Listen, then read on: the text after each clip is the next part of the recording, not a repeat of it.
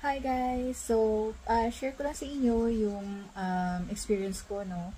Sa first time na paggamit ng air fryer. Actually, kabibili lang namin nung Sunday and today namin ginamit.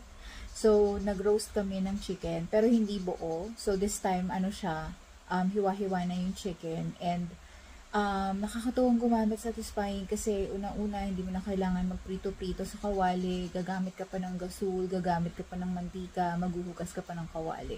So, using your air fryer talaga sobrang convenient. And maganda yung air fryer ko na nabili, yung Kiowa. Kasi guys, cyclone, ibig sabihin, hindi lang sa ibabaw talaga yung init, kundi pati sa ilalim.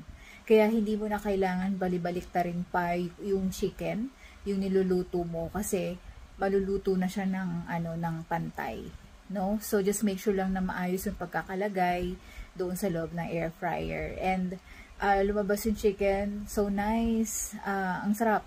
So basta depende din syempre sa timpladas ng marinade nyo. So dapat i-marinate nyo ng mabuti yung chicken.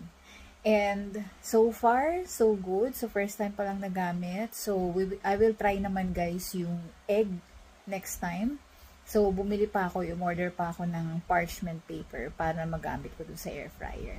So far guys, sobrang convenient pala talaga ng may air fryer. So itry nyo rin na gumamit ng air fryer, no? So meron siyang link, no, if you wanted to purchase yung air fryer. Hindi naman siya ganun kamahal guys. So makakatipid ka na rin sa oras, pati sa mantika, pati sa hugasan, kasi hindi ka na maghugas ng kawali, hindi ka pa matatalsikan kapag nagluluto ka, and hindi mo naman kailangan bantayan kasi may timer. So makakagawa ka pa ng ibang bagay while waiting na maluto yung ulam mo, 'di ba? So ayun, i-share ko lang din dito yung video nung niluluto namin nung chicken sa air fryer.